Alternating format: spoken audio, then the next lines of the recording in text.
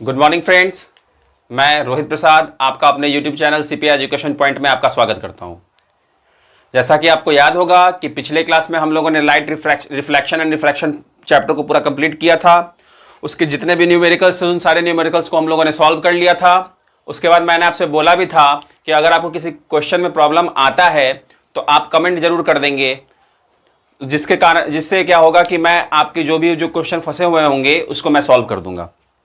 But आपका comment आया नहीं, मुझे लगता है कि आप लोगों को कोई प्रॉब्लम नहीं है। ठीक है, आज जो हम लोग मैंने जैसा कि आपको मैंने पहले ही बताया था कि जब वो लेसन कंप्लीट हो जाएगा तो इसी का एक पार्ट है जिसको हम लोग जानते हैं, जिसको हम लोग the human I and the colourful world, है ना। यहां आगे द छूट गया है। ये भी आपका लाइट चैप्टर का ही एक सब्स्टिट्यूट है। अब क्योंकि इसमें हम लोग बात करेंगे आई क्या, है ना, और कलरफुल वर्ल्ड का। तो ये दोनों जो आपको ये दिख रहे हैं पॉइंट, आई में भी अगर आप देख पाते, किसी इमेज को देख पाते, तो आप जानते हो कि आई के अंदर भी क्या है, एक लेंस होता है। और जैसे ही लेंस आ गया, लेंस का नाम आते ही आपको मालूम चलेगा क्या कि यहां पे कौन सा फेनोमेनन काम कर रहा है लाइट का।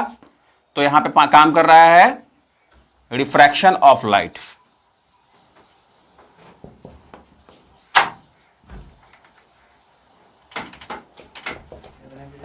प्रकाश का अपवर्तन, प्रकाश का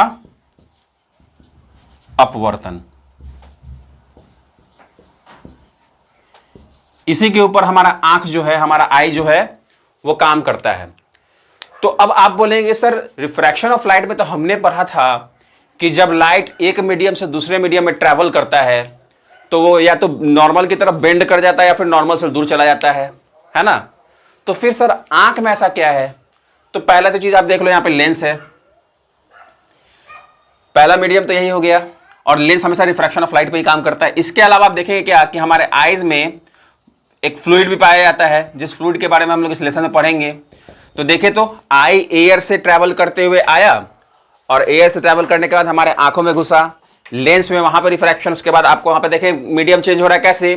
फ्लूइड में जा रहा है, मतलब वाटर फ्लूइड, मतलब क्या हो गया, ये वाटर हो गया, इस वाटर में जा रहा है। और इस तरीके से आप कह सकते हैं क्या कि हमारा आंख जो है वो रिफ्रैक्शन ऑफ लाइट वाले टॉपिक के ऊपर ही काम करता है।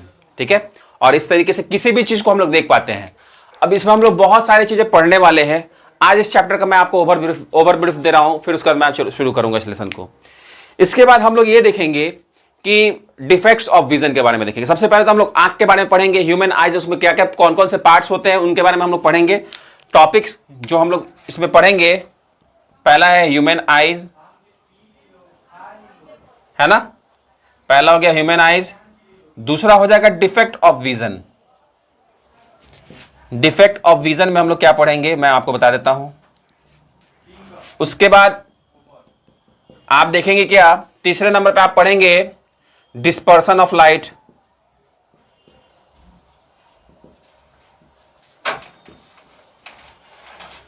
यहीं पे आपको एक और सब टॉपिक मिलेगा जिसका नाम है स्पेक्ट्रम। इसके बाद आप पढ़ेंगे इस चैप्टर का last topic, scattering of light, scattering of light. और इसी में आपको एक और चीज पढ़ना होगा, स्कैटरिंग ऑफ लाइट का एक सब टॉपिक है टेंडल इफेक्ट, जिसके बारे में आप लोगों ने क्लास 9th के केमिस्ट्री का लेसन 1 में आप लोगों ने पढ़ा था।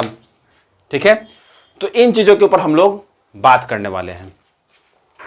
अब जैसे कि अगर बात करें हम ह्यूमन आईज की, तो आप देखते हैं कि हमारा आंख जो है वो किसी एक चीज से नहीं, बहुत सारी चीजें हैं जिसके अंदर उसमें आपको देखने को मिलता है। जैसे कि आपको इसमें क्या क्या मिलता है, हमारे ह्यूमन आई के अंदर आपको क्या क्या चीजें मिलते हैं, आइए उसको हम लोग शुरू करते हैं।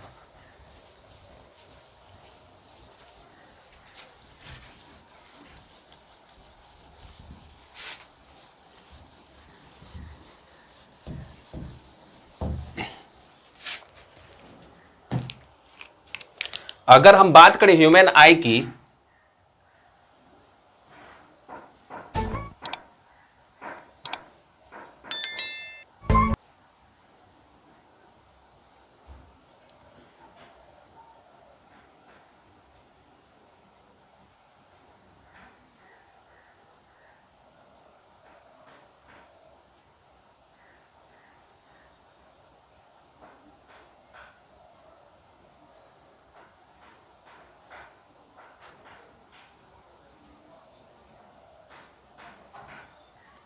ये हमारा ह्यूमन आई है, जिसमें ये हमारा आई लेंस है। और जरा लेंस का स्ट्रक्चर देख करके आप खुद बताएं तो ये लेंस कौन सा है, कौन सा लेंस हमारे आंख में होता है। तो स्ट्रक्चर देख करके आप बोलेंगे सर ये कन्वेक्स लेंस है, ये क्या है, कन्वर्जिंग लेंस है। पीछे वाले पोर्शन को हम स्क्रीन बोलते हैं या इसको बोलते हैं रेटिना, ठीक है। आगे होता है आपका आइरिस प्यूपिल, ये है आपका सिलियरी मसल्स। सबों के बारे में हम लोग एक एक करके पढ़ेंगे। ये आपका ऑप्टिक नर्व है,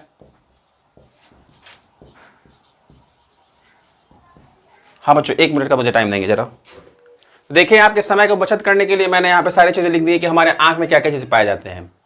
अगर शुरुआत करें हम तो हमारे आंख में होता है प्यूपिल, आइरिस होता है, कॉर्निया होता है। ये जो आंख का आगे का जो हम लोग का बम्प पार्ट जो होता है, ये जो आगे की तरफ उभरा होता है, इसको हम लोग बोलते हैं कॉर्निया। एक एक करके हम सबको मैं आपको बताऊंगा, आप सब उसको देखेंगे भी। सिलियरी मसल्स होता है। अब यहाँ पे आपको 2 नाम मिलने वाला अजीब सा, एक है एक्वस ह्यूमर और एक है विट्रस ह्यूमर। उसके बाद आपको आई लेंस होगा, ऑप्टिक नर्व और विट्रस ह्यूमर 2 बार यहाँ पे लिख दिया मैंने। चले, तो इतने पार्ट्स आपके आंख के अंदर होते हैं और हम सभी इन्हीं पार्ट्स को देखेंगे, पढ़ेंगे और समझेंगे के करके। तो सबसे पहले हम शुरू करते हैं किससे, प्यूपिल से, ठीक है।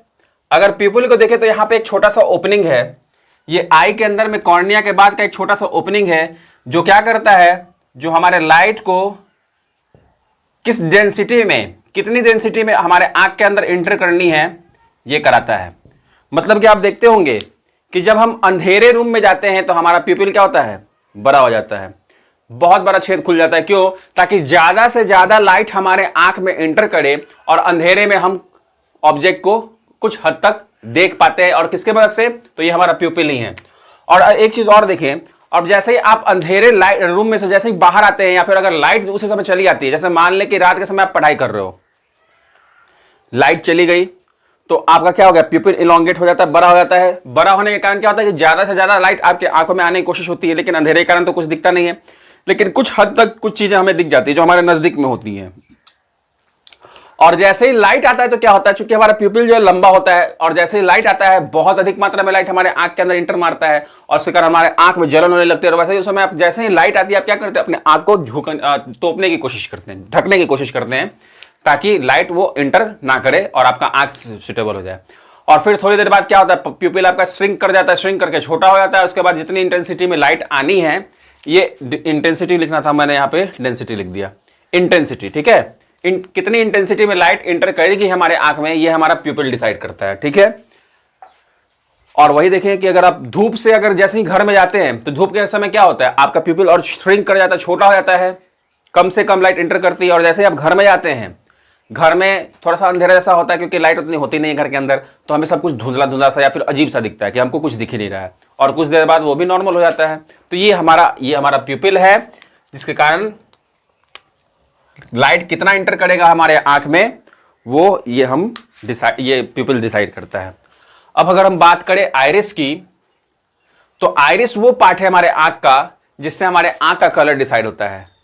हम बोलते हैं कि हाँ रोहित सर का आंख का कलर ब्लैक है, और जो हमारे डायरेक्टर पंकज सर हैं उनके आंख का कलर ब्राउन है, और भी टीचर लोग हैं या फिर जितने भी टीचर होंगे उन सब के आंखों के, मतलब जितने भी लोग होते हैं उनके आंख का कलर क्या होता है, डिफरेंट होता है। नॉर्मली आपने ब्लैक कलर देखा होगा, ब्लैक ब्राउन नॉर्मल सा कलर है, बहुत ही आप उसके बाद स्काई कलर का भी आंख होता है। तो ये क्या होता है, ये कलर आइरिस का होता है। ये हमारा आइरिस है जो वो कलर हमें प्रोवाइड करता है कि हमारे आंख का कलर, मतलब आंख का नहीं, आंख तो व्हाइट ही होता है ना, मतलब वो जब प्यूपिल के बाद, ये कॉर्निया के बाद का जो अंदर वाला पार्ट होता है वो उसका कलर कैसा होगा, ये हमारा आइरिस डिसाइड करता है।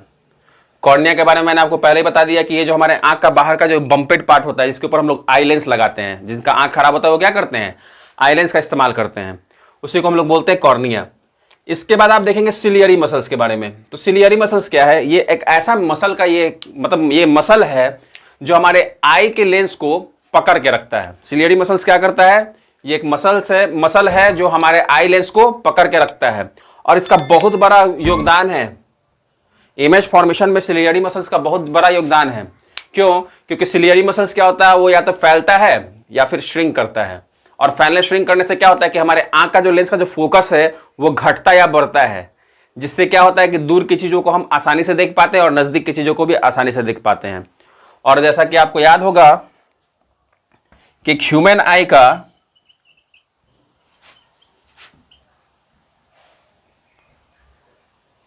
लॉन्ग साइड जो होता है वो आपका इन्फिनिटी होता है, क्योंकि इन्फिनिटी से भी आने वाले रे ऑफ लाइट को आप आसानी से देख पाते हैं। और अगर एक ह्यूमन आई का आप शॉर्ट साइड देखें, पता देखना मतलब कि कितनी नजदीक की चीजों को हम आसानी से देख सकते हैं, तो वो होता है 25 सेंटीमीटर। और आप बच्चों इन दो चीज को याद रखेंगे, क्योंकि इससे रिलेटेड हम लोग न्यूमेरिकल्स बनाने वाले हैं। ये हमेशा आपको याद होना चाहिए कि हमारे ह्यूमन आई का लॉन्ग साइड कितना होता है, तो इन्फिनिटी होता है, और शॉर्ट साइड कितना होता है, तो 25 सेंटीमीटर होता है। मतलब 25 सेंटीमीटर पे अगर आप किसी चीज को रख के देखते हैं तो नजदीक में, तो आपको क्लियरली दिखता है, लेकिन 25 सेंटीमीटर से आप जैसे घटाना शुरू करेंगे आपको चीजें ब्लर होने दिखेंगी। हाँ, वही कैमरा वाला ब्लर, वही ब्लर के साथ दिखने लगेगा और धुंधला धुंधला दिखेगा और कोई चीज हमें क्लियरली दिखेंगी नहीं। तो आप बिल्कुल ये सोच सकते हैं क्या कि हमारा आई जो है वो बिल्कुल एक कैमरा ही है, और कैमरे की तरह ही बिहेव करता है। किसी चीज के ऊपर फोकस करता है तो कभी फोकस को घटाता है, बढ़ाता घटाता है, उसके कारण क्या होता है, हमारे आंख के अंदर इमेज फॉर्मेशन होता है। अब हम बातें करने वाले हैं एक्वस ह्यूमर की।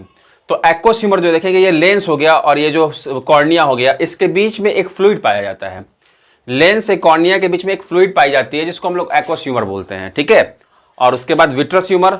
तो लेंस के बाद और रेटिना, लेंस और आई लेंस और रेटिना के बीच में भी एक फ्लूइड पाया जाता है जिसको हम लोग बोलते हैं विट्रस ह्यूमर बोलते हैं। आई लेंस तो हो ही गया। आई लेंस कौन सा लेंस होता है, तो ये मैंने आपको बताया है कि आई लेंस जो होता है हमारा, वो हमारा कन्वर्जिंग लेंस होता है, यानी कि कन्वेक्स लेंस होता है। और ये ऑप्टिक नर्व के बारे में जरा हम बातें कर लेते हैं। ये ऑप्टिक नर्व क्या होता है, तो देखें, रेटिना पे हमारे जो भी इमेज बनता है वो आगे चल करके वो इलेक्ट्रिकल सिग्नल्स में ट्रांसमिट हो जाता है, और वो ऑप्टिकल नर्व जो होता है, ऑप्टिक नर्व जो होता है, उन मतलब कि सिग्नल्स को पकड़ करके वो हमारे ब्रेन तक पहुंचाता है। और ब्रेन में जैसे ही वो ऑप्टिक नर्व के माध्यम से वो जो सिग्नल पहुंचे, तब जाकर के हम किसी भी चीज को देख पाते हैं। जैसे अगर आप ये मार्कर को देख रहे हैं या फिर अगर आप व्हाइट बोर्ड को देख रहे हैं, तो ये सब ऑप्टिक नर्व का ही कमाल है। रेटिना पे तो हमारा इमेज बना, अब वो इमेज किस में ट्रांसफर हो जाता है, वो इलेक्ट्रिकल सिग्नल में वो ट्रांसफर हो जाता है, मतलब बदल जाता है, ट्रांसफॉर्म हो जाता है। और वो इलेक्ट्रिकल सिग्नल ऑप्टिक नर्व से होते हुए हमारे ब्रेन तक पहुंचता है, और जैसे ही वो हमारे ब्रेन तक पहुंचा कि वो इमेज हमें दिखना शुरू हो पाता है। तो ये बच्चा था पूरा हमारा ह्यूमन आई का एनाटॉमी। अब इसके बाद इसी में दो चीजें हैं जो हम लोग बात करने वाले हैं, रॉड और कोन्स के बारे में। उसके बारे में ज्यादा तो ये नहीं दिया हुआ है, लेकिन तब भी मैं आपको बता देता हूं। फिर हम लोग बात करेंगे कि आइज जो है वो क्यों इंपॉर्टेंट है, और फिर हम लोग ये भी देखेंगे कि हर्बीवोरस में आइज जो है वो सर के दोनों तरफ एक एक हिस्से में होता है, और कार्निवोरस ओमनिवोरस जो हम लोग हैं, हम लोग का आइज एक ही तरफ दोनों होता है। ऐसा क्यों होता है, तो आए सबसे पहले हम लोग बात करने वाले हैं रॉड, और फिर हम लोग बात करेंगे कोन्स की। तो ये क्या है, ये दोनों, तो ये दोनों एक तरीके का सेल है। इसको बोलते हैं रॉड सेल और इसको बोलते हैं कोन सेल। और ये रॉड सेल जो है, इसके माध्यम से हम लोग अंधेरे में किसी चीज को देख पाते हैं, ठीक है। ये रॉड सेल है जिसके माध्यम से क्या होता है कि किसी भी चीज को हम लोग डार्क में आसानी से देख पाते हैं, ठीक है। और अगर बात जब डार्क की आ रही है, तो एक बर्ड है जिसका नाम आप लोगों ने सुना होगा, आउल, जो दिन में कभी बाहर निकलती ही नहीं है, रात में ही निकलती है और बहुत ही सटीक एकदम शिकार करती है। तो क्यों? क्योंकि उसके आंख के अंदर ये रॉड सेल्स जो है ना, इसकी मात्रा ज्यादा होती है, बहुत अधिक होता है। उसके आंख में केवल रॉड सेल की भरमारता होती है, जिसके कारण क्या होता है कि बहुत अंधेरे में भी वो किसी भी चीज को देख पाता है, और देखने के बाद उसको झपटता है और उसका वो शिकार करता है। और इस तरीके से आउल जो है वो रात के समय ही आपको शिकार करते दिखेगा, और उसको सब कुछ क्लियर विजिबल दिखता है। और चूंकि रॉड सेल है उसके आंख में, तो दिन के समय अगर वो निकले तो मतलब उसको रॉड सेल की मात्रा अधिक है, तो चूंकि उसके अंदर कोन सेल है नहीं, कौन जो होता है ये कलरफुल जो कलर जो हम लोग पहचान पाते हैं ये कौन सेल की मदद से पहचान पाते हैं, तो वो कलर को समझ नहीं पाता, इसलिए उसको उल्लू को दिन के समय दिखता नहीं है। वही अगर हम बात करें कौन सेल की, तो अभी मैंने बताया है कि ये it helps in determine the colour. ये कौन सेल की मदद से हम लोग किसी भी ऑब्जेक्ट के कलर को डिटरमाइन कर पाते हैं, पहचान पाते हैं, ठीक है। तो अब देखें, ये तो हो गए, ये जितने भी हमारे ह्यूमन आई के पार्ट्स थे उसके बारे में हम लोगों ने देख लिया। अब हम लोग बात करने वाले हैं बच्चा कि आखिर हर्बीवोरस एनिमल्स को आपने अगर देखा होगा तो उनका आंख सर के दो साइड में होता है, एक इधर साइड होता है और एक दूसरा इधर साइड होता है। लेकिन अगर वही हम बात करें अपनी ओमनिवोर्स से हम लोग, या फिर वैसे वाइल्ड एनिमल्स की जो जानवरों को मार के खाते हैं, तो उनका आंख सामने होता है। सोचने वाली बात है कि ऐसा क्यों है? भगवान ने अगर आंख दी हुई है तो सबको एक जैसा क्यों नहीं दिया है, अलग अलग क्यों दिया है? और आपने एक कैमेलियन करके एक गिरगिट का प्रजाति होता है, उसको आपने देखा होगा कि वो अपने आंख को 360 डिग्री एंगल तक घुमा लेता है। मतलब ये सामने देख रहा है और वो पूछे पूरे आंख को पीछे घुमा करके पूरे पीछे का भी वो चीज आराम से देख पाता है। तो आखिर ऐसा क्यों है? भगवान ने ऐसा क्यों बनाया आंख को? तो देखिए, हम अगर बात करें कार्निवोरस एनिमल्स को, तो प्रेडिटर होते हैं। प्रेडिटर मतलब क्या हो गया कि वो किसी के ऊपर क्या करते हैं, अपना वर्चस्व दिखाते हैं।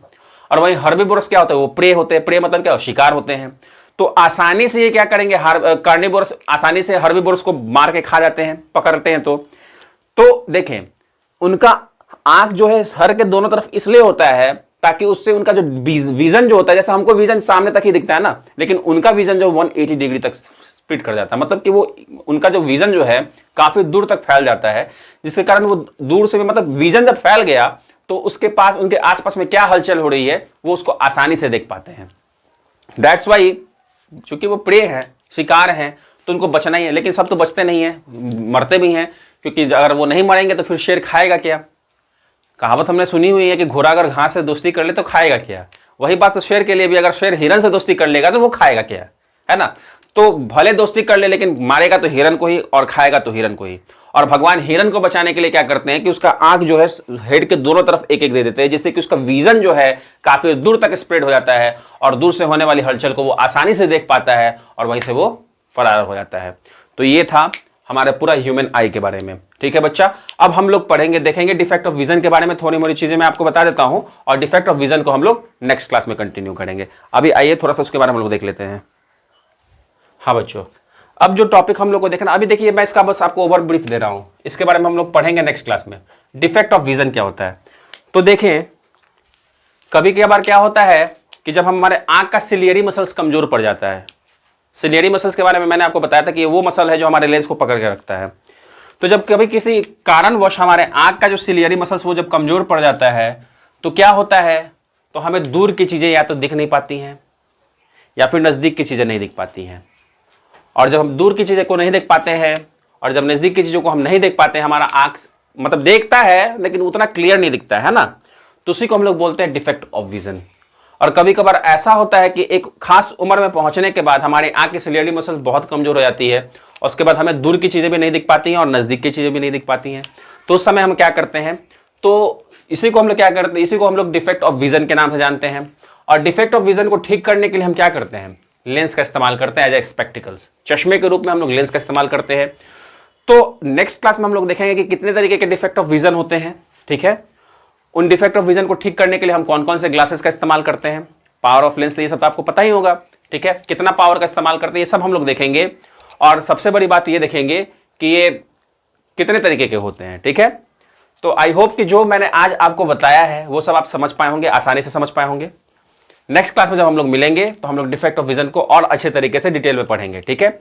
ये आपका आज का पहला क्लास था human I and colourful world का, और मैं कोशिश करूंगा कि जितनी जल्द हो सके ये लेसन आपकी कंप्लीट कर दूं। 3 से 4 क्लास में मैं इसको कंप्लीट करने की कोशिश करूंगा। और इसके बाद हम लोग बायोलॉजी शुरू करने वाले हैं और बायोलॉजी में जो चैप्टर जो है फर्स्ट लेसन पढ़ेंगे, जो आपका देखें जो एमसीक्यू एग्जाम जो सीबीएसई कंडक्ट करने वाला है, मैं उसको फोकस में लेकर के आपके सिलेबस को कंप्लीट करने के पीछे लगा हुआ हूं। तो आपका फिजिक्स में जो आने वाला लेसन उसका नाम है वो लाइट रिफ्लेक्शन एंड रिफ्रैक्शन, और दूसरा है human I and the colourful world. जिसमें मैंने पहला लेसन कंप्लीट कर दिया और दूसरे लेसन में आज हम लोग शुरू किए हैं। बायो में लाइफ प्रोसेस हम लोगों ने पढ़ना है, जो हम लोग पढ़ेंगे, और उसके बाद केमिस्ट्री का जो पार्ट है वो भी हम लोग देख लेंगे। ठीक है, आई होप कि आज का क्लास आपने बहुत इंजॉय किया होगा। अगर आपको अच्छा लगा है क्लास तो आप लाइक करें, कमेंट करें, सब्सक्राइब करें, शेयर करें, और हाँ प्लीज़ आप हमें कमेंट के माध्यम से ज़रूर बताएं कि आपको हमारा क्लास कैसा लगा। ये हमें मोटिवेट करता है, हमें हिम्मत देता है, ताकि हम लोग और भी मेहनत से कर सके। अगर आपको हमारा वीडियो अच्छा लगता है तो आप लाइक करें, अगर नहीं अच्छा लगता है तो डिसलाइक करें, लेकिन ये करें जरूर, या तो लाइक करें या फिर डिसलाइक करें। जिससे क्या होगा कि हमको मालूम चल पाएगा कि हमें और कहाँ किस स्फेयर में हमें मेहनत करनी है। तो थोड़ा सा सपोर्ट आप करें और यहाँ से थोड़ा सपोर्ट हम करते हैं, और हमारा रिजल्ट बेस्ट आना ही आना है। चलिए ठीक है, फिर हम लोग मिलते हैं नेक्स्ट क्लास में। तब तक के लिए thank you and have a nice day.